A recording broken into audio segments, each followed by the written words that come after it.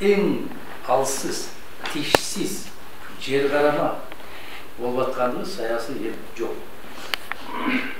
Sayası eriktin bulağı kayda taza şaylı oldu. Karamız kaysı ülkede var, parlamentin tizmesi menen geldiğin deputat partiyanın fraksiyasına jetekçi olup kalış bu Kırgızstanda gana. Bu nonsens. Anam kayaktan aytamız biz. Kırgızstan demokratiyalık ülke. Ben 15 minutта azırkı siz aytkan konstitutsiyanın dalilde perendep çıkıp söylüyorum. Abdan sonra aytkanız. Prezident başkaru bu hükümetin başında oturan insan. Hükümetin işine tek başına yol veriyor. Al yok. Arganda yol menen geldi de bayraklı aparat başının Ministerlik kabinetinin jetekçisi. Bu nonsens, kategorически, болбойт, андай болушу мүмкүн эмес. Ошондуктан мына конституциянын биз кыргыз конституциясы катарында же ошо толук иштейт дегенден биз өтө алыс болушубуз керек. Эгерде конституцияны ошол конституцияны демилгелеген инсан өзү тебелеп таштаган болсо, анда сиз айтып аткан конституциализм түбүнөн болду. Абсолюттук түрдө болду. Мен биздин бүтүн Кыргызстан айтат бул позицияларды. Бирок добушка келгенде бизге каршы 84 киши болушу керек. Себеп алар ушул бийликтин тизмеси менен келгендер. Алар элдин өкүлү эмес. Алар бийликтин өкүлү. Ошондуктан мына жогорку кеңештин мойнуна жүктөп аткан жүктү бир аз жеңилдетишиңиз керек. Студенттердин алдында да жеңилдетишиңиз керек. Лекция окуп атканда да айтышыңыз керек. Бул реалдуулук. Биз канчалык ушул конституционализм түзөлүп, конституция боюнча иштейли деп канчалык айткан менен муну баса. Бир добушка коет, ошол менен бүттү дейт. А жанагы курултай жөнүндөгү мыйзамды атканыбыз. Бул парламентаризмдин тамырынын түп кыйынын максаты. Анан жанагы сиз айтып аткан адеп, ахлак, каада салт, руханий байлык, аны эч ким көз кол менен карап келген эмес. Материалдык байлыктарга билбейт. Аны кандай тыянак чыгарса, ошондой тыянак чыгара бересиз. Күч кимде болсо ошол чындык болуп кетет. Мындайча айтканда толкование, да? Трагедия в том, что парламент бүгүн конституцияны эмес, өзү кабыл алган мыйзамды да эмес, өзү кабыл алган токтоолдарды чечмелерге кудурети жок. Ага интеллектуалдыктары, тажрыйбалыктары, кесипкөйлүктары дарымети жетпейт. Алсыз. Ана ушунун тегерегинде сөз сүйлөшүбүз керек. Кантип ушул дарыметти күчөтөбүз. А дарыметти күчөтүш үчүн бизде материал болуш керек. А материал бүгүнкү күндө эл депутат. А ошол эл депутатынан кыргызча айтканда бакса мал болобу? Болбойт. Демек, үмүт жок. Сиз айтып аткандай, мен сизге ыраазычылык билдирем, башта мен өзүм көп болгончу элем, жалган, мунун баары жалган деп. Сизден бир канча жолу мунун баары жалган деген сөздү уктум дагы. Кыргызстанда жападан жалгыз сиз экөөбүз 100% лексикабызда береке бардык түрүнө берем. Ушуга кандай деп карайсыз? Ушул баксамал болчулар барбы өзүбүздө? Азыркы чакырылышта. Ооба, сиз айттыңыз 6-чы чакырылыштагыдай болбой дегендей. Биз менимче бүгүнкү саясий эрк жагынан, кесипкөйлүк жагынан бүгүнкү 7-чи чакырылыш, 6-чы чакырылыштан төмөн турса, төмөн турат, андан бийик эмес. Тилекке каршы ушундай, реалдуу ушундай. Кандай дейсиз? Сырттан көз карашыңызда кандай? Алар көпчүлүктө эмес да тилекке каршы. Кene башка фракцияларга да тренинг өттү, бирок ар бир фракциядан бир экөөнүн кандайдыр бир мен карап кеткендей эрки бар деп айта албайм, бирок түшүнүү дагы бар. Кандайдыр бир ошондой каалоосу дагы бар да, бирок каалоо менен эрктин дагы айырмасы чоң да. айырмасы. Алар билесизби, сүйлөгөндө, талкуулаганда жакшы эле талкуулашат. Кеп момунда. Мен ошон үчүн айтам, коллегаларга айтам. Сөзүңөр эл үчүн, добушуңар кожоюн үчүн. Бүт. Мына ошондой дисбаланс. Кандай деп айтсам болот да? Каалоосу башка, бирок кыймылы башка. Мусулманчылыкта мындай деп коет да, жүрүшү мусулманчылык, бирок амали мусулманчылык эмес. Ушундай да. Ушундай бир кызыктуу окуяга түшкөн калдык. Бүгүн да ушундай. Эртең кандай мыйзам кирбесин, менде аябагандай чоң коркунуч бар. Жогорку бүгүнкү жогорку кеңеш ар кандай мыйзамды 3 минутта алып берет. Мына мисалы өткөндө соттун чечими жок, сиздин аркаңыздан көзөмөлгө алууга, сиздин телефонуңузду угууга, тыңшоого, сизге келген катты купуя сыр болсо, ушуну окуганга уруксат берип коюңузчу деп суранып атса, баары уруксат берет. Жалгыз бүтүн Кыргызстанга. Ама ушундай окуялар эртең кайтып калат. Бирок системный оппозиция болгон жакшы. Системный бирок биз айтып атпайбы, тилекке каршы тарых унутпайт да бул эң негизгиси. Саня тарых унутпайт деп келип, мен 30 жылда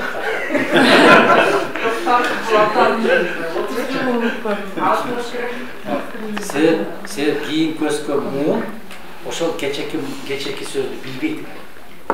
Укпайт экен, уккусу да келбейт. Бүгүн тилекке каршы биздеки коом, мына биздин парламент бул коомдун түздөн түз күзгүсү. Түз күзгүсү да. Мен айтам, бер жактан туруп карагын, ал сенсин, күзгүнүн бер жагында, күзгүдөн көрүнүп аткан ал жогорку кеңеш. Бул коом түз президент боло, өкмөт боло, бийликтин баардыгы да ошол түздөн түз коомдун күзгүдөн көрүнүп аткан келбети да. Biz реалдуу бир жолду тапсак да, канткенде жогорку кеңеш. Бул курам менен өзгөрүүлөр болбойт. Мен реалистмин да, жанагы кто такой оптимист десе, это плохо информированный пессимист деп коет. Бул менин көзүм жетпейт. Жана сиз айтып аткандай жалган деп атпайбызбы? Эгерде биз үмүт артсак, бул жалган үмүт болуп калат. Бүгүн 3 окууда кабыл алып бериңиздер дедилер өткөндө. Канча минутта кабыл алып 3 окууда? 5 минутка жетпеди. Биринчи окууда добуш бердилер. Жарайт, экинчи окууда добуш бердилер. А биринчи окуу менен экинчи окуунун ортосунда менен көрсөтүлгөн да. Минимум 2 ай. Бул көрсөтүлгөн. Бүттү го. Жванецкийдин айтканы ушундай да. Илгери акылдуулар акылсыздарды башкарат эле, аларга кыйын болгон деген. Дарт белгисин кое турган болсо, ушу дарт белгиси ушундай турат да. Сиз ушунан чыгуун жолун кандай көрөсүз? Принцип. Ар бир депутат инициатива көтөрөт. Туура. Бирок кантип? Бул коомчулукка адвокация жасаса болот. Кайсы? Бизде бар да Кыргызстанда көз карандысыз гражданское общество десек болот. Алар менен биргелешип Результат видишь. Бирок ала Ошондуктан дагы башка мен билгендей эле Альянс фракциясы дагы ошол шайлоо мыйзамдарына мындай өзгөртүү киргизүү каалагандыгы бар да, андай усовершенствование законодательства десек болот. ЦИК менен дагы иштесе болот. Ошол бул түздөн түз анткени көпчүлүк учурда башка жогорку кеңештин чакырылыштары шайлоого 1 жыл калганда иштеп башташат да, ошо шайлоо мыйзамдарына. Бирок азыр 5 жыл мурун эле алдын ала иштесе жакшы болот. Биз бүтүн Кыргызстан кечээ төгөрөк столдон кийин демирделет. Биз ачык айттык. Эгер шайлоо кодексине түбүнөн өзгөртүү боюнча сунуштарды киргизебиз дегенге даяр болсоңор, биз биринчилерден болуп даярбыз. Толугу менен пропорционалдык система коюп. Толугу менен ошо өтүү бул бир жагы. Экинчиден, жанагы процедураларын бир аз жеңилдетүү. ушул багыттарында азыр биз мисалы мен тыгыз ошол БШК менен ушул багыттарда иш жүргүзүп атабыз. Ооба, ошо түздөн-түз бир жол болуп эсептелип турат. Мен ушуну ачык айткандан да корком, себеби модумар сунуш кылып атат, чалкасынан кетип бул жерде бомба бар деп. Ошон үчүн чыкпай башкалар аркылуу киргизгенге аракет кылабыз. Анткени азыр мына элдик курултай мыйзамы кабыл алынып калса, эл курултай бардык жазылган конституция ыйгарымдарын колдонуп ташташат да. Ооба. Анын ичинде мыйзам демилгелөө. Мен билем, ошо АДБ жана башка мыйзам демилгелөө элдик курултайдан башталат. Депутат алардын ошол жаңы мыйзамды окудуңарбы долбоорун? Жок. Толугу менен Келинек бизге. Жогорку кеңештин көзөмөлдөгө ниети бар да. Ошондой жаңы долбоор боюнчачы. Консультативдик орган эмес, көзөмөлдөө органга айландырышат. Буга жол беришет. Эми алардын курамын куралышы боюнча дагы чоң маселелер бар да. Бул баягы ынтымак курултайынын бир тууганы болуп калышы мүмкүн да. Мен барбайм, ал курултайга себеп мүмкүн эмес. Бул киши барбайт, бул киши барбайт. Бирок ар бир 4-дүн бир киши табылат да. Баалуу кишилер бар да айылдарда ушундай. Өтө баалуу, эмгеги сиңип кеткен кишилер бар. Азыр деле жана талкуусу жок эле алып коюшубуз керек дегендейлердин улуу муундары бар да.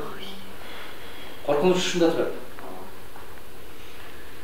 Демек, сизде деле мен сыяктуу эле ишеним өтө эле көп эмес экен.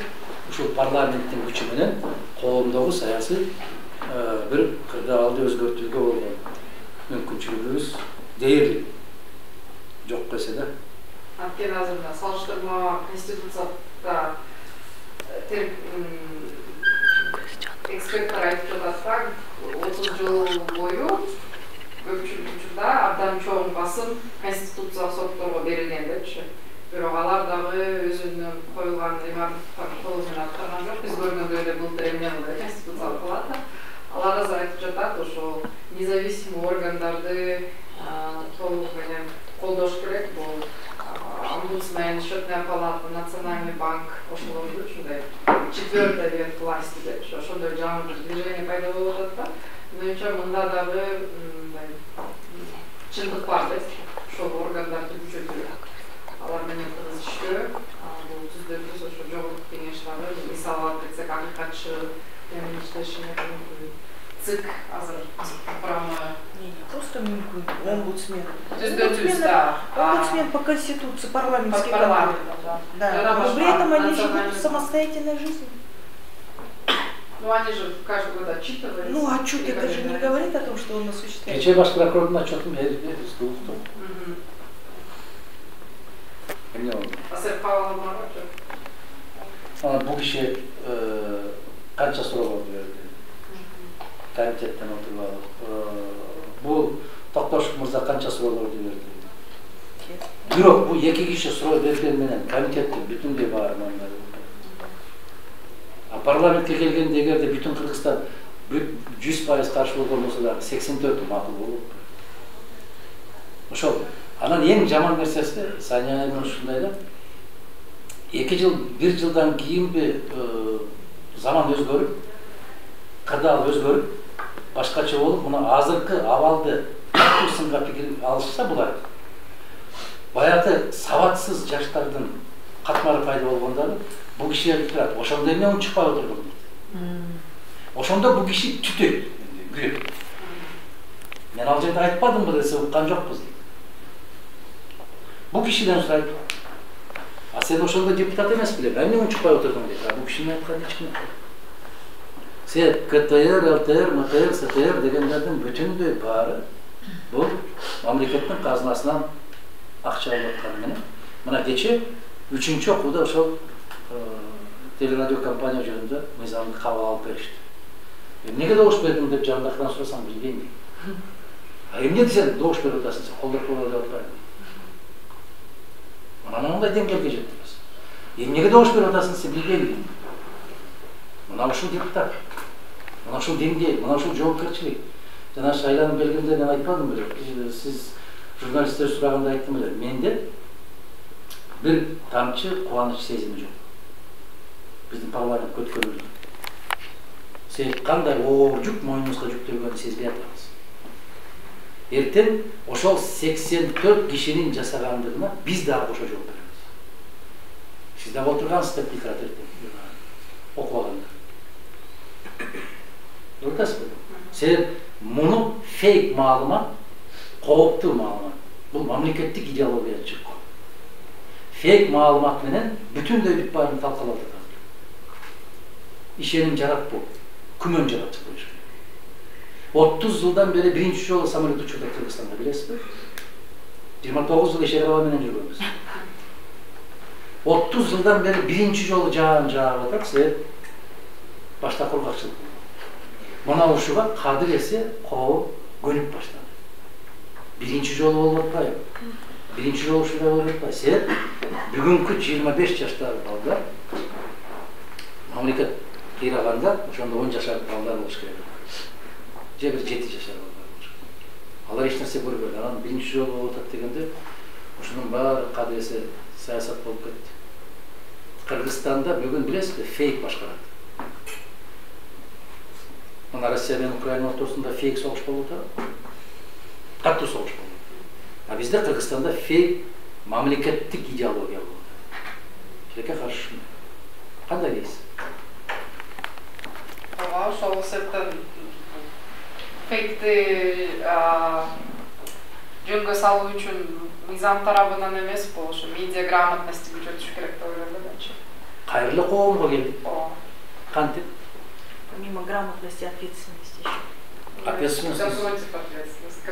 Что-то ответственность все равно меняется вообще-то против инакомыслящих и так далее.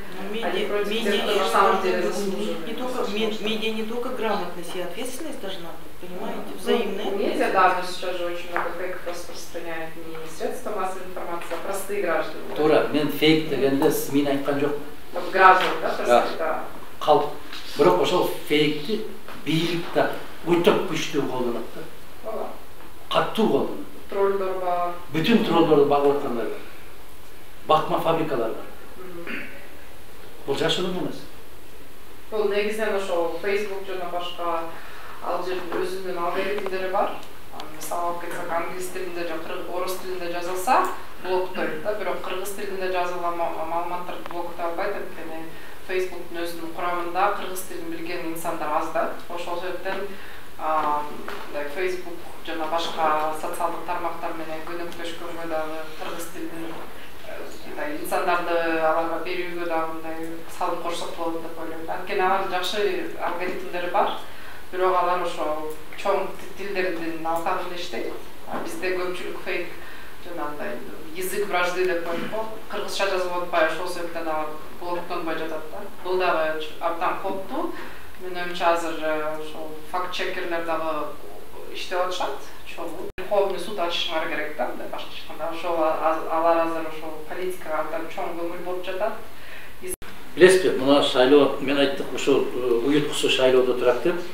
Эгерде бийлик шайлоодо адилеттүү өтүүгө кызыктар болсо, ушунун баарын оңдо солду. Тилекке каршы мыйзам бузуунун бүтүндөй башында бийлик турат. Мына 20-жылкы шайлоону 3 партияны сүйрөп өткөн ошо бийлиги деп. Кечээ мына бүтүн партиялардын могул лидериңер ким де сөздөрү билбейт. Айыл кайдан эмес. Бирок ошолор жогорку кеңешке өттү да. Сүйрөп алып келишти. Эмнеге жанагы жогорку кеңешке шайлоолор же президенттикке шайлоолор элдин ушунчалык, айрыкча Бишкек шаарында аябагандай каттуу көңүл коштугун көрсөттү. Себеп ошол ишеним жок. Муну кандай кылсак? Мисалы, мына сиздердин институтуңузда өзүнчө көз карандысыз байкоочуларды даярдашыңыздар керек да. Шайлоодо. Эң күчтүү күч көз карандысыз байкоочуларга жүктөлүшү керек да. Биздин кыргызга жүктөш мүмкүн эмес. Тайекесинин, жээнинин, балдызынын, анан бөлөсүнүн, анан аяшынын бирдемеси чыгат да сөз.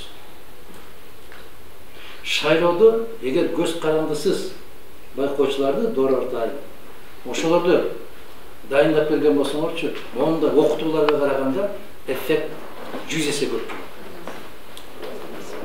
Да, мониторинг бар, бирок алар жыл сайын азайлап келе жатат да. Жок, мониторинг эмес. Сиздер ушул биздин гана жарандардан, Бишкектин тургундарынан, Ошто тургундарынан, Көлдүн тургундарынан бар да сиз айтып аткандай көкүрөгү, жүрөгү менен Кыргызстан жоогундагысы келген жигиттер, кыздар бар. Ошолордун курамынан өз алдынча. Бирок аларды дагы абдан абайлаш керек, арасынан киргизбейт. Чыр чыгарганга, башка кылганга бул боюнча биздин өзгөчө кызмат аябагандай катуу машык. Ошолордун баарын текшерип, өткөрүп, ушу көз карандысыз байкоочуларды даярдап берсеңиздер, дайындап ошого жардам берсеңиздер, эң чоң көмөк ушунда болот. Себеби мына кечээки соңку парламенттик шайлоодо ОБСРден келген байкоочу мына эмнеде турду, Лебединовка тарапта. Ошол көзүнчө эле жашыктарды алып алып, мектептен 2-чи кабатка чыгып кетишти. Байкоочулар отурду чыкпай. Эл аралык уюмдан келген байкоочу эч нерсе жасай албайт. Көрүтасыз. Жыландын башын кайсы жерден алыш керек? Ошо шайлоодо. Мүмкүн. Карасаңыз, социалдык сурамжылоо мезгилинде бир жума калганда сурамжылоо мезгилинде таптакыр башка сүрөт. Бүтүн Кыргызстан 37-38%. Азыр тигилердин сүймөнчүлүктүү болуп аткан, мен аттарымды да толук билбейм, жетекчилердин дагы партиясынын атында. Төмөндө жаткан партияларды да заматта эле көтөрүлүп чыгып кетишти. Кайдан? Бүтүндөй калышабыз. Ордун өзү ушул жерде. Эгер ошондой күчтүү мониторинг жасаган болсо, сиз айтып аткандай, эрктүү, сабаттуу жигиттер, кыздар парламентке келсе, парламент өзүнүн ордун ээлейт. Кудай буйрса. Мына жерде экөөбүз бир пикирге келдик дагы. Себеби ушунда экен, жоюунун жолу көз карандысыз байкоочуларды дайындаш. Аларда азыр ЮСАИД, ОБСЕ жана АЙФС даярдайт, бирок жыл сайын бюджети азайып эле келатат да. Менимче бул эгер сиздер баарыңыздар биригип туруп эле даярдасачы, мына Бишкекте канча шайлоо окурду? Бирок Ренди айтып билбейм, азыр Эрбек айтып берет го да, мандаты боюнча силер башка байкоочулар. 228. Эми караңыз. 2ден койгон болсо 500 киши келет. Шаарга, Бишкек. Эгер Бишкектен эле көрсөтүп койгон болсо, таза шайлоо калгандар менен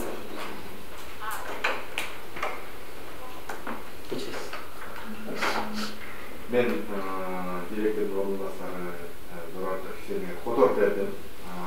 Биздин фокус ушул тарапта болуш керек. Себеби эл аралык байкоочуларда, эл аралык өз каранды эмес байкоочуларда деп кодор бердим. Муну да биз директорго жана андан үйдө турган адамдарга да сөзсүз түрдө жеткиребиз. Муну биз сунуш катарында кабыл алабыз, рекомендация катарында кабыл алабыз. Бул чынында эле сиздер мисалы жападан жалгыз оппозиция фракциясы экенин биз жакшы билебиз. Айтпасаңыздар да биз ошондой кабыл алабыз. Айтылган сөздөр, кылынган иштер боюнча дагы аны көрүп турат. Биз аны ар дайым өздүк ичибизде дагы айтып келебиз. Бул сиз берген сунушту сөзсүз биз жеткиребиз. Эмне үчүн көз карандысыз, күчтүү, сабаттуу, санайым сиздин эсиңизде бар, биринчи чакырылыш.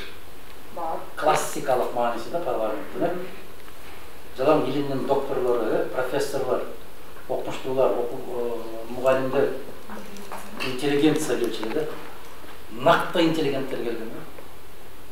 Азыр интеллигентти ийнен учу менен сайып таба албайсың.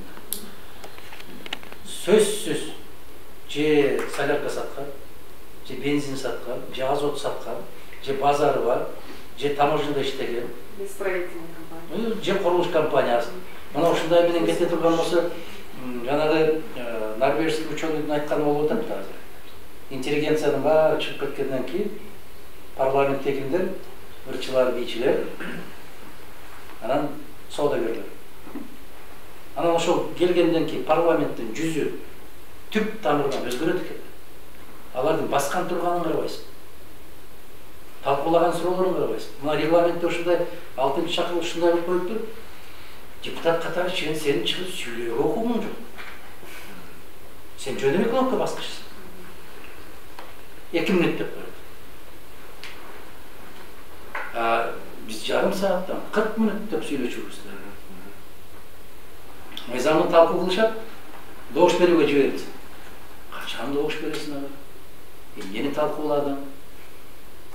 Кимдин сунушу өттү, кимдики өткөн жок?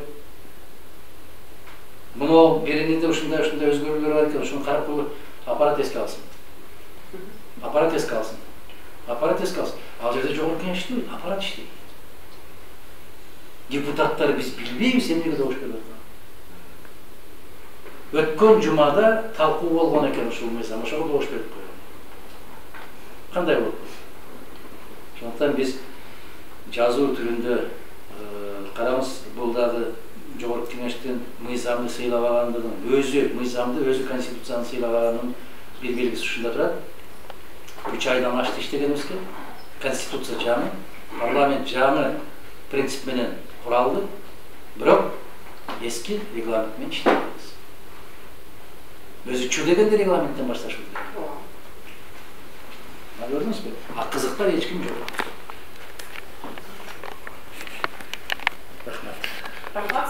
Я чуть-чуть добавлю, да?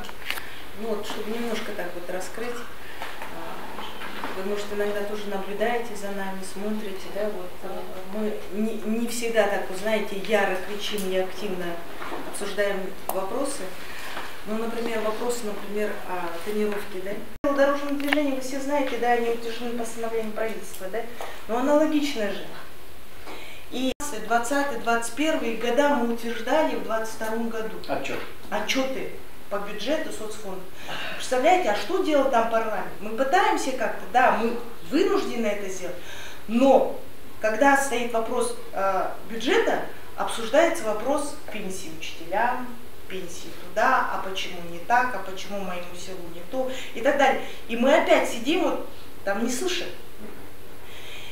Те же самые вопросы ратификации, когда вот поднимают, да? Но вы знаете, что такое международные соглашения? Они уже подписаны на всех высших уровнях, да? Это международные соглашения. И по большому счету парламент уже не вправе вносить туда какие-либо пункты, там, непонимания там бывает происходит, да? Нет, у нас обсуждаются те вопросы, которые вот должны именно вот так вот проходить, у нас зато не обсуждается бурно. И вот таких вот моментов, да, и вот иногда вот хочется их вот сесть, посадить, объяснить, да, вот когда их разжевывают, где-то есть понимание, но в целом основная масса, да, вот и мы упираемся в такую глухую стенку, да. Да, и у них обиды начинаются, да, вот что вот мы пытаемся там объяснить и так далее, вот, а в целом, в принципе, вот то, что вот вы сделали анализ по Конституции, если так вот глубоко посмотреть, полномочий парламента достаточно. Достаточно. Выше крыши, вы понимаете, просто мы их до конца не все понимают, что можно использовать. Да, абсолютно верно. Вот мы тоже заметили, что қолында мындай пикир жаралып да, жаралып уже неметип калган. Парламент, депутаттар келип алып сүйлөй берет деген ой бар. Бирок эң негизги парламенттин функциясы, депутаттын функциясы бул парламент деген француз тилинен парле, сүйлө деген сөздөн келгенин көп билбейт. И обсуждение. Анан парламентте сүйлөбөсө кайсыл жерде сүйлөш керек деген суроо жаралат да. Ушундай биз ойду терс ойду биз да көптөн байкап жүрөбүз.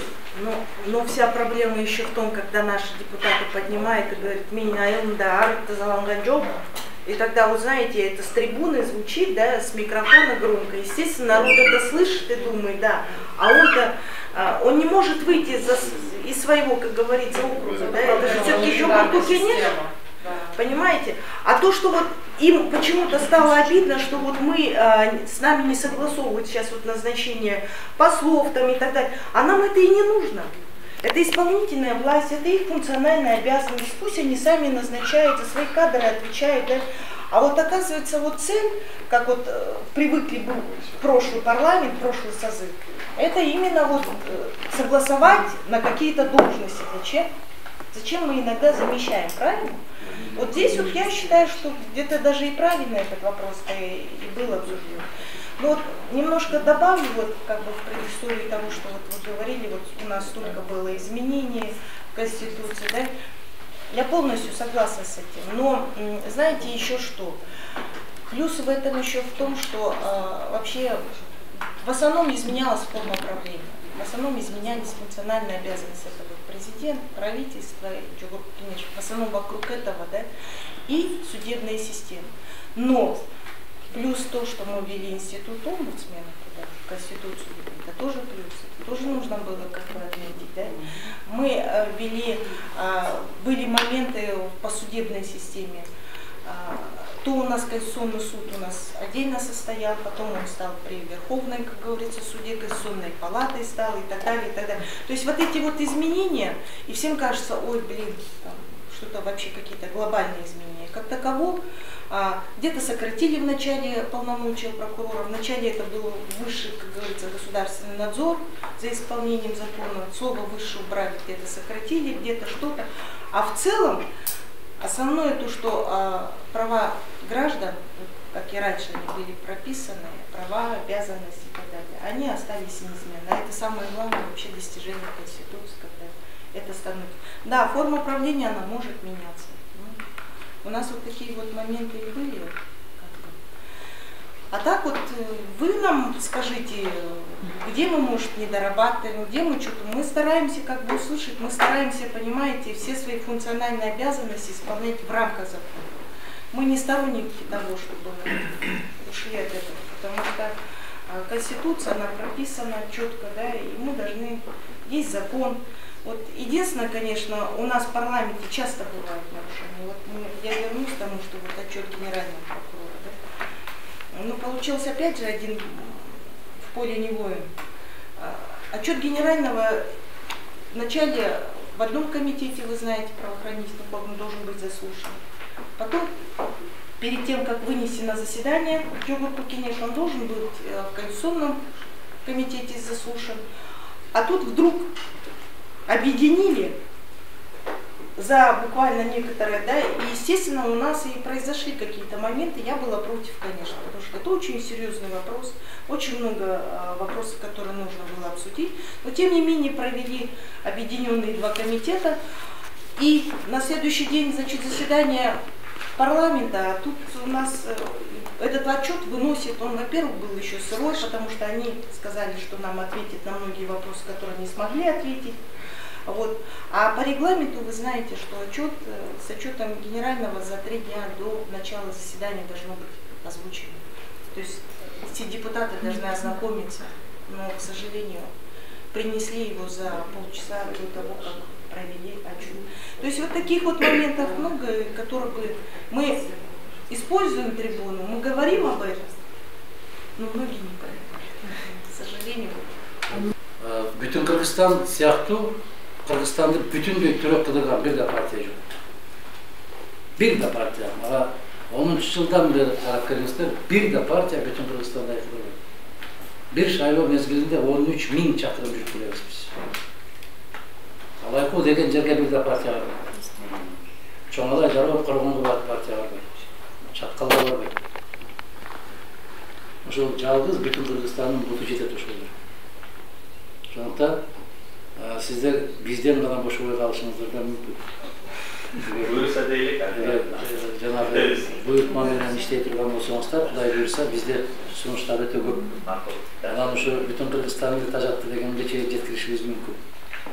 Иштешебиз Кудай кааласа. Рахмат, рахмат. Биздин жарандарыбыздын ою боюнча алар үчүн Кыргызстандагы эң чоң көйгөй деп кайсын эсептейсиздер? Böyle. Kırgızistan'da mı? Bir ay mı? Kırgızistan'da azlıklı en çok köygöy adiletlik. Adiletli bir kızmış. милициядан таппайды, соттан таппайды, хакимден таппайды, айыл өкмөттөн таппайды, эч кимден таппайды. Ошон үчүн бүтүн жазганда жогорку кеңешке жазган. Биз мисалы азыркы келген каттарда анализ жасаган болсок, канча пайыз ошо адилеттүүлүк издеп жүрөт? Эгер 95-жылы мага депутат катарында экономикалык, материалдык жактан кыйналып атабыз деген кишилер болсо, бүгүн материалдык жактан ал төмөн түшүп кетти дагы, тек гана чындык издейбиз. Ошо Слайдты көргөзүп койсом, Кыргызстанда бизден сырткары IRI республикалык институт бар. Ошолор жыл сайын кээде жылына 2 жолу сурамжылоо жүргүзөт. Барып жарандардан сурашат. Сиз үчүн, сиздин үй бүлө үчүн эң чоң көйгөй кайсыл деп сурашат да. Ошондо ар кандай проблемалар айтылыптыр. Анан бул акыркы сурамжылоонун мен азыр датасын бияка көрүп алгамтыр. Жарым жыл андан ашып кетсе керек. Высокий цены деп баягы баалардын өсүшү. Эң биринчи 65% айтыптыр. Экинчиси жумушсуздук 57%, үчүнчүсү коррупция 52%, төртүнчүсү ковид, коронавирус, суу, миграция, билим берүү жана башка. Электроэнергия, конфликт, инфраструктура. Ушундай баягы көйгөйлөрдүн саны өтө көп экен да. Бирок бир нерсе бар да бул жердечи. Эң мындай маанилүү деп көйгөйлөрдү мындай тизмесин тизсек, мына кымбатчылык 65%, жумушсуздук 57%, коррупция 52%, ковид, анан таза суу, негизи эле суу маселеси. Эрмек мырза, кайтасызбы ушу азыркы айттыңыз эле? Мына COVID-19 дегенде биз кандай түшүнүп атабыз? 49%. Ковидтен биз кыйналдык, биз ооруп калдык деген маселе эмес. Ковидтин аркасынан чиновниктердин пайда кылып аткан трагедиясы, маселеси ошо. Түшүндүңүзбү? Биз муну мындай эмне кылышыбыз керек да? Интерпретация. Расшифровка керек. Мына коррупция деген эмне? Биз жөн эле коррупция деп коелу. Коррупция деген ошонун ичине диплому бар киши жумушка кире албагандык. Соттордун бүтүндөй баардыгы акча менен маселе чечкендик. Милиционерлер кой берип аткандыгы, ууруларды кармап келсе дагы алар кутулуп кетип аткандыгы, мына ушунун баардыгын бириктирип, мисалы мына коррупция менен жумушсуздукту ковид үчөөнү бириктирип эле бир трагедия кылса болот. Сиз жумушсуздук дегенде жумуш издеп жүргөн, мисалы мындай градация кылышыбыз керек да. Дагы эле айтам, ошо бүтүн Кыргызстанчалык сыртта мигранттар менен жолуккан бир да партия жок. Мен ошол жумушсуздуктарга барып айтам. Эмне үчүн бүгүн айылда 100 үй курулуп атса, мейли Аксыда курулсун, мейли Ала Букада курулсун, Өзгөндө, Каракулжада, Кара Сууда кайсы жерде курулса ошол жерде курулсун, Бишкекти кошкондо да. Ошол жердеги иштеп аткандардын, жумушчулардын 90%ы кошуна өлкөдөн келгендер иштеп атат. Өзбекстан иштейт. 90%. Эмне үчүн? Себеп бизде жумушчу күчтүү. Эмне үчүн жумушчу күчтүү? Бизде маалыматтык ушундай бир жаман каттуу басым кетип калды. Эртең мектепти бүтсөң аман-эсен Россияга кетесиң. Мына ментальность. Мына маалыматтык басым жасаш. Бул психологиялык басым. Эмнеге? Себеп ошо Кыргызстандан эле чыгып кетсең, сыртта бактыңды табасың. 2021 жылы 20-жылы Өзбекстандан бизге 223 миң киши туруктуу жашоого көчүп келди. Алар жумуштап атат. Анан кыргыз таппай калабы. Биз баягы окумуштуудай болбошубуз керек да. Жанагы несинен кокондон чыга албай атканды барып лезвие менен тилип чыгарып коюп жакшылык жасайм деп. Натыйжада аны мунжулуп койду, майып болуп калды, көп эле күч албайт. Биз азыр улам башынан сылап отуруп, айнанайын деп отуруп. Биз ошондой майып кылып коюп атабыз. Коомду да, азыркы муунду да. Иштей турган жумуш барбы? Бар. Эмне үчүн башка мамлекеттен келип иштеп ошончолук акча таап кетип атат? Бизде 2,5 миллиард доллар которуп атат алар. Бизде 2,5 миллиард Кыргызстанда калбай атат. 2,5 миллиард тек гана бизге келип туруп, кайра сыртка чыгып. Экономика ошондуктан өспөйт. Эмнеге сыртка чыгып кетет? Ошол там куруп аткандар, мына курулушта иштеп аткандардын бүтүндөй бүт баары бул жерге ошол акчасын салат. Алар башка өлкөгө салат. Биз ушуну дагы Эрмек мырза өтө каттуу баса белгилеп, айрыкча азыр жаштарга ушуну белгилешибиз керек. Бактыңды ушул жерден гана табасың. Сырттан таппайсың. Мына жерге эң маанилүү көйгөйлөр дегенде мен ушул үчтүн ичине киргизет элем, биз элди жоготуп атабыз. Биз улутту жоготуп атабыз. Сыртка чыгып кеткен 200 000 кыргыздын кайтып келсе 30% келиши мүмкүн. Өздөрү келем десе дагы балдары келтирбейт. Мен мына Новосибирскиде да, Красноярскиде да, Москвада да, Питерде да, Екатеринбургда да көрүп атам. Чоң мен бурактуу болгон жигиттерге, кыздарга кайтпайсыңарбы десең айтат, биз кайтат элек, балдар көнбөй атат дейт.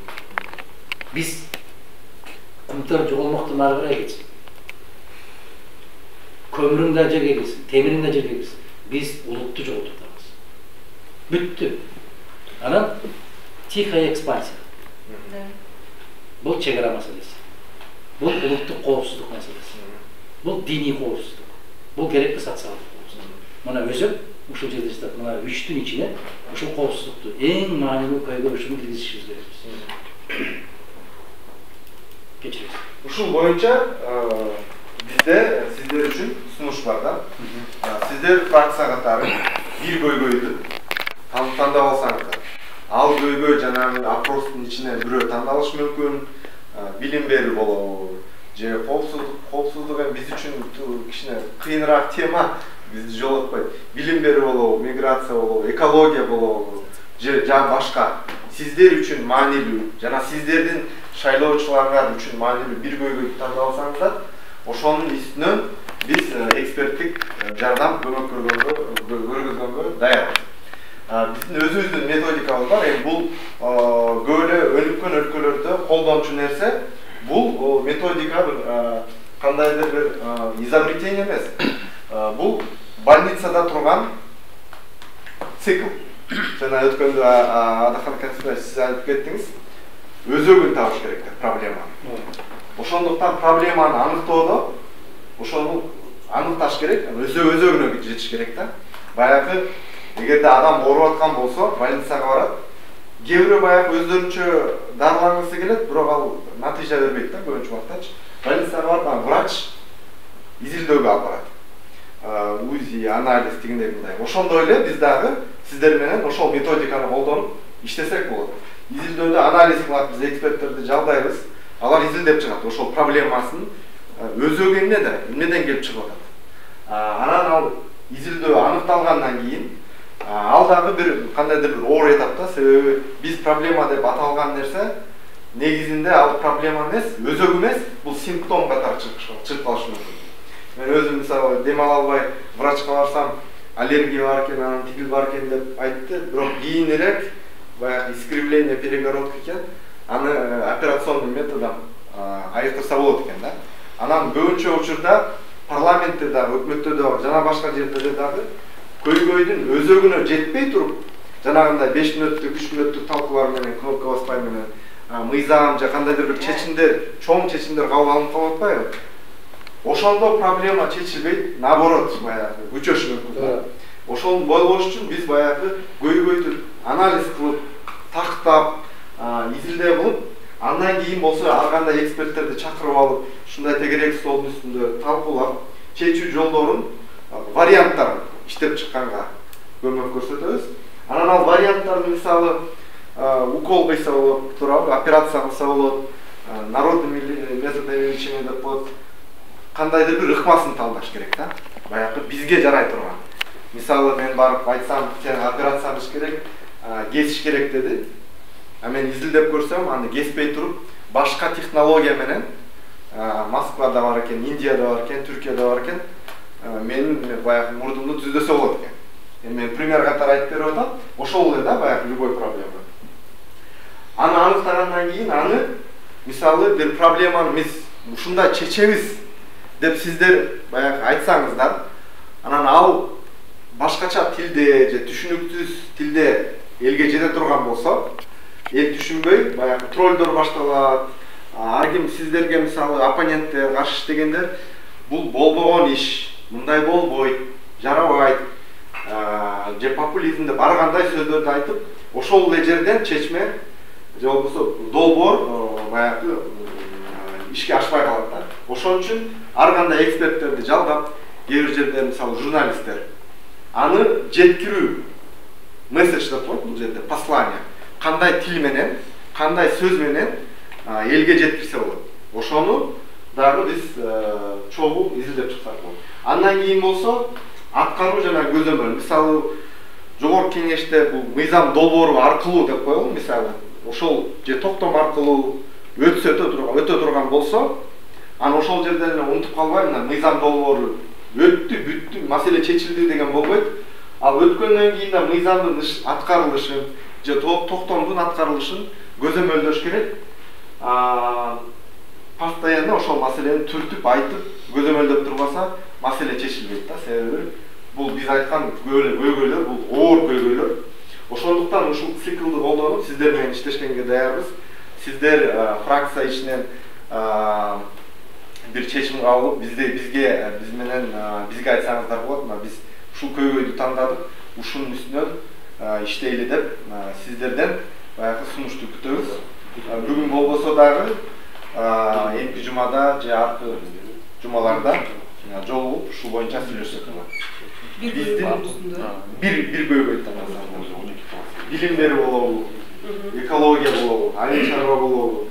Анын өзүңүздө эң негизгиси бул ошол жарандардын көйгөйүн чагылдырган бир маселе болуш керек да. Биздин презентация ушу менен аягына чыкты. Азыр болсо суроо жооп же болбосо 5 мүнөттөн кийин ооз ачуу кечки тамак.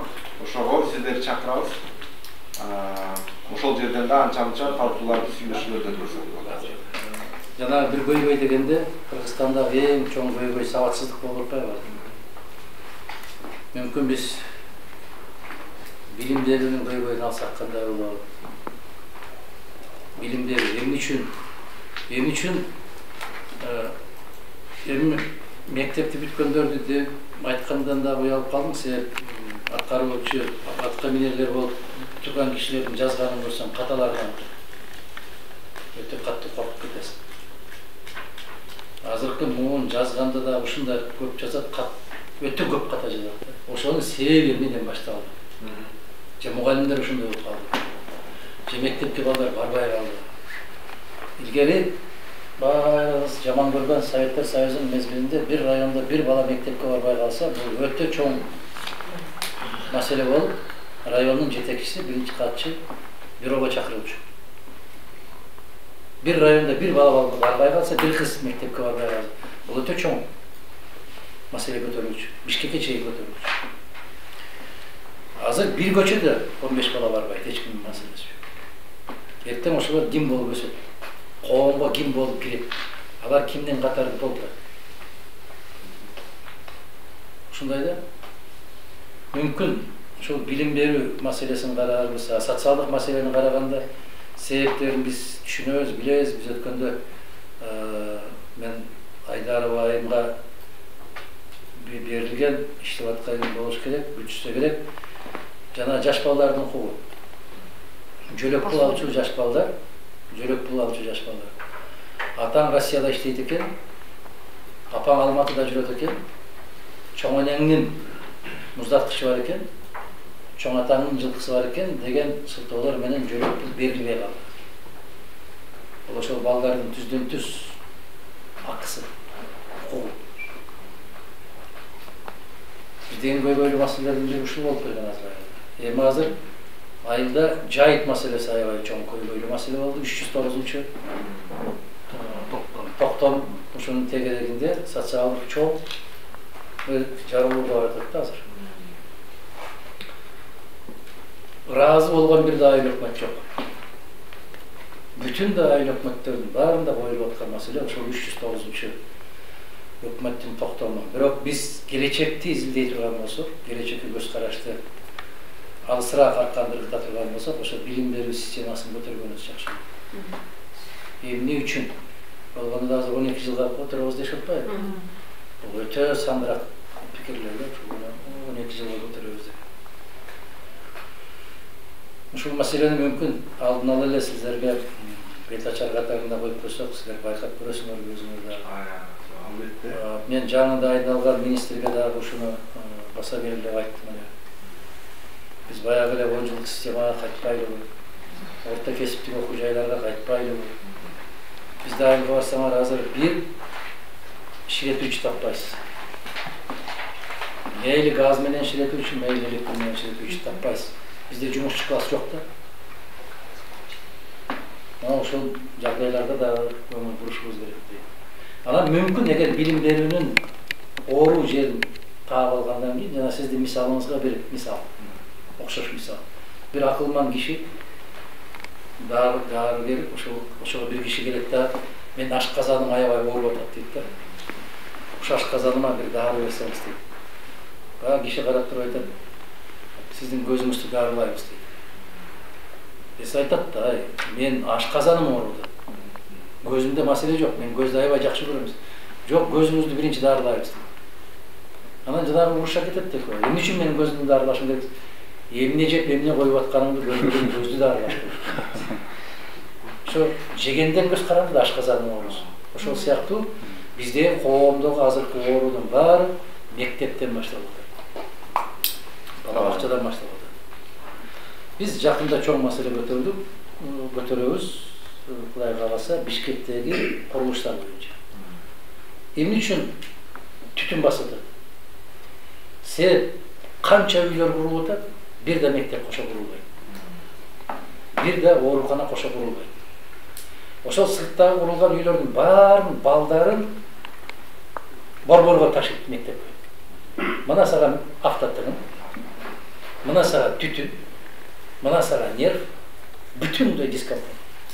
А эмне үчүн ошо куруу компанияларына 5 үйдү курдуңбу? Ошол жерге момунча батир пайда болгон жерге момунча мектеп кажет. Ошолду мойнунан үчүн ийип койду. Эмне үчүн оорукананы, поликлиниканы ийип койду деген көйгөйлүү маселени ушул бир эле маселе көтөрсөк, Кудай буйрса, автотыгын маселеси, экология маселеси, мыйзамсыз курулуп аткан үйлөрдүн маселеси, Кудай сактасын, азыр 4-5 балл жер силкинсе эмне болот, алардын маселеси, ушуну бүтүн Кыргызстан көтөрдүк. Кудай буйрса, дагы бир фракция кошулду. Токтомду да кабыл алдык. Бул Бишкектин тегерегинде жана Ошто иштей турган маселе. Макул, эгерде именно ушул маселени да биз изилдеп чыкканбыз, изилдөөлөр даяр. Ушул маселени фракцияда карайлы десеңиздер, экспертти чакырып. Бирок жанагы билим берүүнү сиздер тандадыңыздар деп биз жарайт. Билим берүүдүн негизгиси ошол.